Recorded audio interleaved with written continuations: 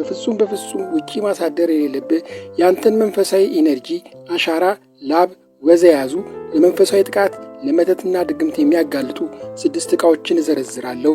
ተከታተሉ። አንደኛ፣ ልብስ ውጪ ማሳደር። ብዙ ሰዎች ልብስ ካጠቡ በኋላ ውጪ እንዲደርቅላቸው አስጥተው ያሳድሩታል። ይህ ምንም ችግር አልነበረውም፣ ግን እንደምንኖርበት ሁኔታና እንደ አካባቢ ሁኔታ የሚታይ ነው። ለብቻ ግቢ ውስጥ የምትኖር ከሆነ ብዙም ላያሰጋ ይችላል። ግን አብዛኞቻችን በጋራ መኖሪያ ቤቶች፣ በሰፈር ጉርብትና የምንኖር ስለሆነ አስቸጋሪ ነው። በተመሳሳይ ልብስ ውጪ ሲያድር በተለይ የውስጥ ልብሶች፣ ፓንት፣ ካኔቴራ፣ ፓካውቶች፣ ኮፍያ፣ ካልሲ፣ አብሶ የልጆች ልብስ አደገኛ ነው። ልክ ሲመሽ ወይም ለመተኛ ስታስብ ልብስህን ማስገባት ግድ ይልሃል። አለዚያ ለመናፍስትና ለመተት ጥቃት ያጋልጣል። ከመሸ የሚዘዋወሩ መናፍስት ሊሆኑ ይችላሉ፣ ወይም መተት ሊያደርግብህ ያሰበን ሰው ልብስህን ካገኙ አንተን ለማጥቃል ቀላል ይሆንላቸዋል። እድልህ እንዲወሰድ፣ እንዳትሻሻል፣ ተሰብረህና ደህይተህ ማየት ደስታቸው የሆኑ ሰዎች ስላሉ መንገድ አትክፈትላቸው። ልብስ ውጭ አድሮ ከሆነ መልሰህ ከማስገባትና ከመልበስህ በፊት ልብሱ ላይ ጨው በትንበት፣ ወይንም ድጋሚ ውሃ ውስጥ አስገብተህ ጨው አድርገህ ዘብዝፈው፣ ጸበል አድርገህ ጸልየህ አስገባው። የተደረገ መተት ይሁን መጥፎ መንፈስ አርፎበት ከሆነ ኃይሉን ያጠፋዋል። ሁለተኛ፣ መጥረጊያ መጥፎ መንፈስን በመሳብ በመጥራት የታወቀ ነው። መጥረጊያ ካለው ከተሰራበት ዓላማ ሲታይ ቆሻሻን የሚሰበስብ ሲሆን፣ በኢነርጂ አይን ሲታይ ደግሞ የቤት ኃይል፣ የቤት ክፉ የተከማቸ መንፈስ ጠርጎ ቤትን የሚያጸዳ ተምሳሌት ነው። መናፍስት ወይም የኔጌቲቭ ኢነርጂ በጨለማ ኃይላቸው ይበረታል። እናም ቤቱ የተጠረገበት መጥረጊያ ማለት የቤቱ መልካም ኢነርጂ በረከት የያዘ ነው። እናም ውጪ ሲያድር ዟሪ መናፍስት ወይም መተተኛም ይህን መጥረጊያ ካገኙት እድልን፣ እጣፈንታን፣ ገንዘብን፣ ጤናን ለመሰብሰብ ይጠቀሙበታል። ጠንቋዮች፣ ሰላቢዎች በመጥረጊያ ላይ ሆነው እየበረሩ የሰውን ሀብትና እድል ይሰልባሉ ሲባል ሰምታችሁናል። መጥረጊያ ውጪ ማሳደር ለክፉ መናፍስት፣ ለጠንቋዮች መጥረጊያውን እንዲጠናወጡት መጋበዝ ይሆናል። በብዙ ሀገሮች ከመሸ ቤት እንዳጠርግና ቆሻሻውን ከቤት ውጪ እንዳታውጣው ይመክራሉ።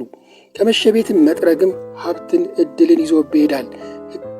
ህመምና አለመግባባትም ቤተሰቡ ላይ ያመጣል ይላሉ።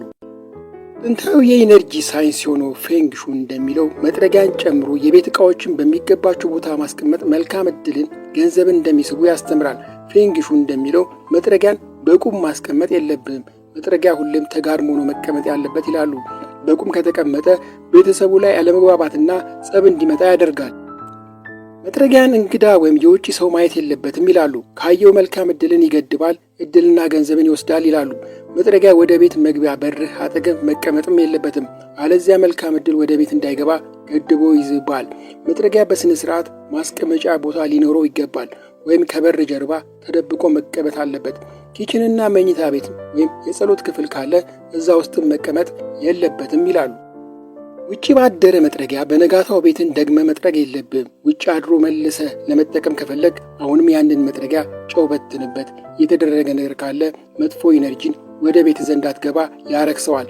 በአንዳንድ አገሮች ክፉ መንፈስ ወደ ቤት እንዳይገባ በማለት መጥረጊያ በር ላይ እና መስኮት ላይ ያንጠለጥሉታል። በር ላይ የሚንጠለጥለው መጥረጊያ ግን ወደ ቤት ፈጽሞ አይገባም። ሶስተኛ፣ የትኛውም የምንለብሰው ነገር ኢነርጂን የመሸከም ኃይል ያለው ሲሆን የጫማ ግን ከፍተኛ ነው። ጫማ በኢነርጂ እይታ የእንቅስቃሴ፣ የጉዞ፣ የለውጥ፣ የመንፈሳዊ ኢነርጂ ተምሳሌት ነው። ብዙዎቻችን ከቤት ውጪ ጫማዎችና ሲሊፐር በራፍ ላይ እናሳድራለን። ታዲያ መናፍስት፣ ክፉ ሊሰሩ ያሰቡ ጠላቶች፣ መተተኞች ጫማን በራፍ ላይ ያገኙት ማለት ያንተን ወዝን፣ አሻራን፣ ኢነርጂን አገኙ ማለት ነው።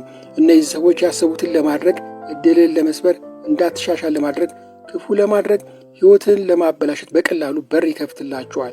ጫማን በር ላይ ማሳደር በሌሊት የሚካሄደው መጥፎ ኢነርጂና የመናፍስት ጥቃት ይዞ ስለሚያስቀር ጠዋት ያን ጫማ መልሰ ስታደርግ ለመጥፎ ኢነርጂ ትዳረጋለህ። ይህም በኑሮ፣ በገንዘብ፣ በጤና ላይ ችግር ያመጣል።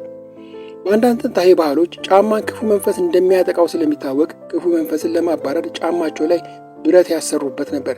እንደ አሜሪካና እንግሊዝ ባሉ ሀገሮች አሮጌ ጫማዎችን ለክፉ መናፍስት እንደ ግብር ቤተሰቡን እንዳያስቸግሩ ብለው ከቤቱ ወለል ስር የመቅበር፣ ኮርኒስ ላይና ጭስ ማውጫ ላይ የማስቀመጥ የድሮ ባህል ነበራቸው። በመጽሐፈ ሩት ምዕራፍ 4 ላይ በጥንት ጊዜም ማንም ቢሸጥ ቢለውጥም ነገሩን ለማጽናት ሰው ጫማውን እንዲያውልቅ ለባልንጀራውም እንዲሰጠው በእስራኤል ዘንድ ልማድ ለጫማ ያለውን ክብር ያሳያል።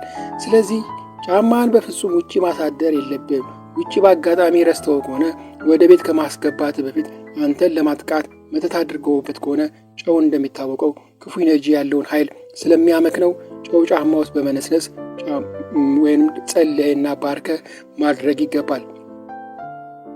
ጥንታዊ የሆነው የኢነርጂ የባላንስና የአርኪቴክት ጥበብ ቫስቱ ሻትራ እንደሚለው ጫማ ቤት ውስጥም ቢሆን በተቻለ መጠን የጫማ ማስቀመጫ ሸልፍ ይሁን ሌላ ማስቀመጫ ውስጥ መቀመጥና ሸልፉ መዘጋት አለበት ይላሉ።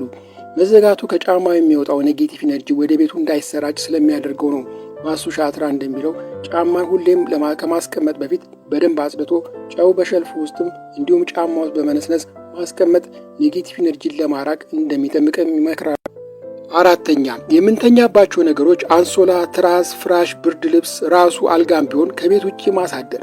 አንሶላ፣ ትራስ፣ ፍራሽ፣ ብርድ ልብስ ከሰውነታችን ጋር በጣም ንክኪ ያላቸው ኢነርጂያችንን፣ ላባችንን፣ ወዛችንን ይዘው የሚያስቀሩ አብዛኛውን የህይወታችንን ጊዜ የምናሳልፍባቸው እንደመሆናቸው ከጨለመ በኋላ ውጪ ማቆየት ለክፉ መንፈስ እንዲጋለጡ ያደርጋል። በጥንቃቄ መያዝና የግል መገልገያ ብቻ መሆን ያለባቸው ናቸው። ከጨለመ በኋላ ውጭ ቆይተው ወይም አድረው ወደ ቤት ሲገቡ ክፉ ኢነርጂን በመሰብሰብ ቅዠት፣ ጭንቀት፣ አለመረጋጋት፣ መጥፎ ዕድልን ያመጣሉ። አምስተኛ እንደ ቢላና መቀስ፣ ምላጭ፣ መርፌ ያሉ ስለታማ ነገሮች በኢነርጂ በተፈጥሯቸው የኢነርጂ ፍሰትን የመቆጣጠር ኃይል አላቸው። በመንፈሳዊ ዓለም ምሳሌያቸው ሲታይ የጥሩም የመጥፎም ነገር ምሳሌ ነው። እንዳጠቃቀም መጥፎም ጥሩም ይሰራባቸዋል። በተለያዩ ሀገሮች ከመናፍስት ጥቃት ለመከላከልና ቅዠትና እንቅልፍ ማጣት እንዳያስቸግራቸው ቢላ ሕፃናትና የወለደች አራስ ትራስ ስር ያደርጉላቸዋል። ቢላዋ ክፉ ነገር ለመሳብም ለመከላከልም ይጠቀሙበታል። ጠንቋዮችና መተተኞች ቢላዋን ስለታማ ነገሮችን መናፍስትን ለመጥራት በሚያደርጉት ስነ ስርዓት ላይ ይጠቀሙበታል። በምሽት የሚዘዋወሩ መናፍስት ስለታማ ነገሮች ይስባቸዋል። እንደዚህ አይነት ስለታማ ነገሮችን ውጪ ማሳደር ለመንፈሳዊ ጥቃት የሚያጋልጥ ነው። ክፉ ለማድረግ መተት ለመስራት ያሰበ ሰው መጠቀሚያ ሊያደርገው ይችላል። ጥንታዊ የኤነርጂ ሳይንስ ሲሆኑ ፌንግሹዌ እንደሚያዘው ስለታማ ነገሮችን ማስቀመጫ ውስጥ ካልተቀመጡ ተጋልጠው የሚቀመጡ ከሆነ ሰላምን የሚያሳጡ ጠብና ጭንቀትን የሚስቡ ስለሚሆኑ ሁሌም ካቢኔት ድሮወር ውስጥ መቀመጥ አለባቸው ይላል። ቢላዎች ስለታቸው ወደ ሰው አቅጣጫ ተደርጎ መቀመጥ የለባቸውም። ወደ ግድግዳ አቅጣጫ ተደርገው ነው መቀመጥ ያለባቸው። ስድስተኛ የግል መጠቀሚያ የሆኑ ዕቃዎች ለምሳሌ ጥፍር መቁረጫ፣ የፀጉር ማበጠሪያ፣ ምላጭ ወይም የቆሻሻ መጣያ ቅርጫት ውስጥ የሚጣሉ ነገሮች የግለሰብን ኢነርጂና አሻራ የሚይዙ ነገሮች ለምሳሌ ሞዴስ፣ ጥፍር፣ ፀጉር፣ ደም የነካው ነገር የመሳሰሉት ከሰውነቶች ጋር የሚነካኩ ነገሮች የአንተ አካል ናቸው ማለት ነው።